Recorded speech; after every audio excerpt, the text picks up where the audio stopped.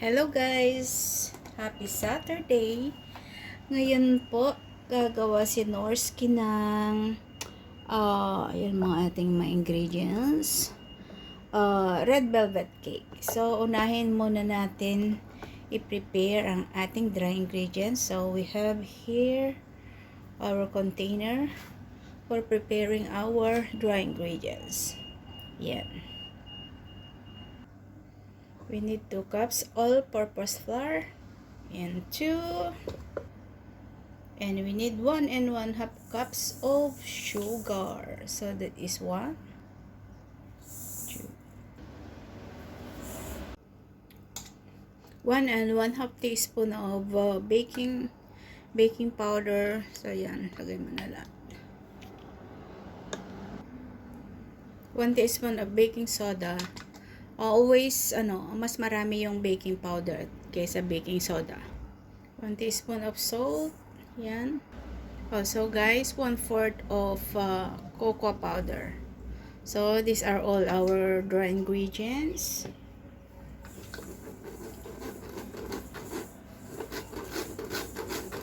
Sip natin siya para to avoid lumps. Yan.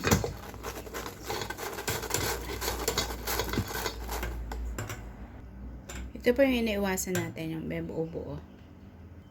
So this set aside, and we're going to prepare our wet ingredients. We need 2 eggs, room temperature. So yan. This is half cup of melted butter and half cup of vegetable oil. So I put them together. We also need 1 cup of whole milk. Yan. It's all room temperature. We're also needing 1 spoon of instant coffee. Let's dissolve it. Half cup of water, but I need to mix this one with another 1/4 of cold to make it 1/2 cup more. Yan.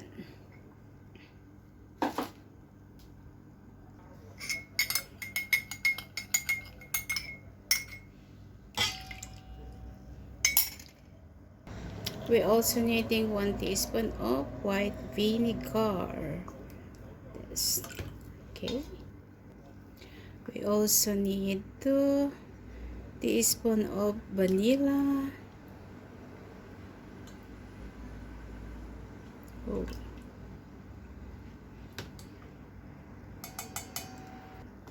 So these are all our wet ingredients, and this is our dry ingredients. Let's combine all together.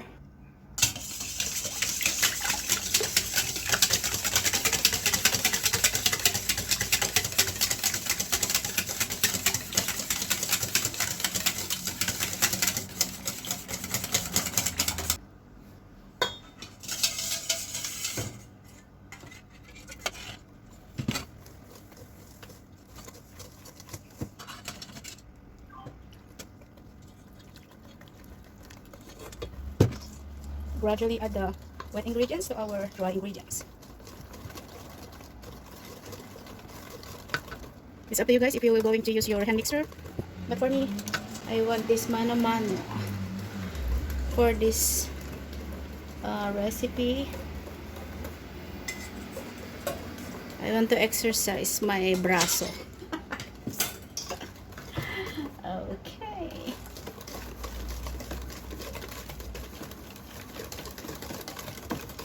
Be sure we mix it properly. So since this is a velvet cake, I'm going to put our food coloring. I don't have other kind of color, so I'm going to add in my red paste. So this is it.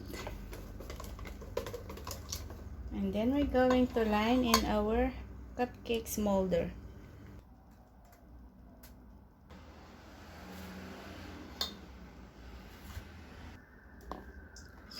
Yes.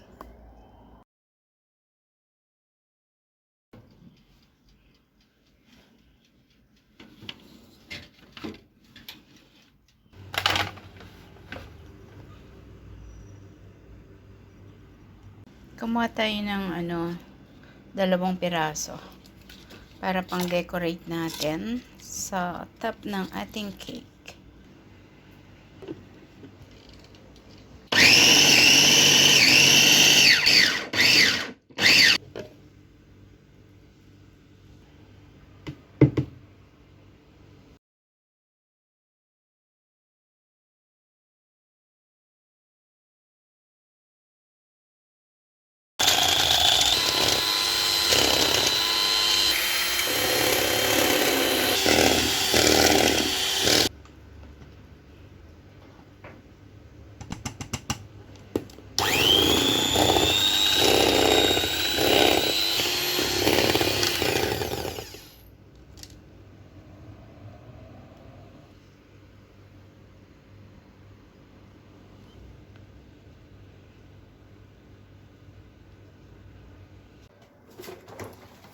Let's decorate the cake.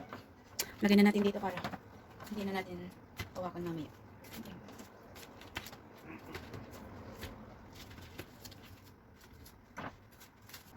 I-toppings ko siya ng cream cheese kasi meron akong extra cream cheese. So, record lang. Para may toppings lang siyang cream cheese. Oh, sorry.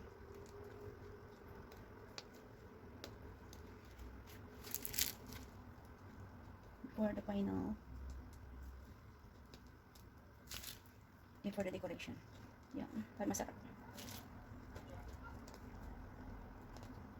Yes. Ito yung ating lagay na.